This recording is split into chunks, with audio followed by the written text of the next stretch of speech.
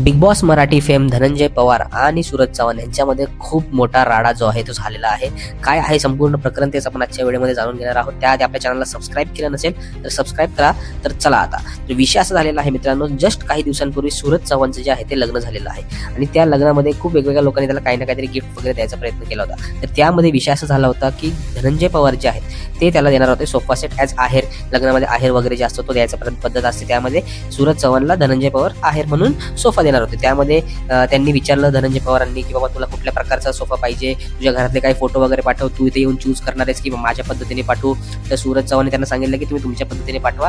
घराच्या मॅचिंग म्हणून त्यांनी जे आहे धनंजय पवारांनी त्यांच्या स्वतःच्या चॉईसचा जो आहे तो ब्राऊन कलरचा जो आहे तो एक सोफा सेट जो आहे तो बनवून तिकडे रेडी ठेवला होता. पण विषय असा झाला, ज्या दिवशी लग्नाला ते तिकडे गेले होते एक दिवस अगोदर लग्नाच्या आधी, त्यांना अशी एक गोष्ट जाणवली की त्यांनी सगळं फर्निचर जे आहे ते बाहेरून एका माणसाकडून जे आहे ते ऑलरेडी सगळं घेतलेलं आहे आणि मी जो सोफा दिलेला आहे त्या सोफाचं तर काय झालं ते काय माहित पण नाही. आणि सूरज चव्हाणनी किंवा त्याच्या घरच्यांनी कोणीच सांगितलं पण नाही मला की बाबा आम्ही फर्निचर वगैरे घेतलेलं आहे दुसऱ्याकडून, आम्हाला तुम्ही काही सोफा सेट वगैरे काय असेल ते देऊ नका, कारण की माझ्या घरात ऑलरेडी आता सोफा सेट आलेला आहे.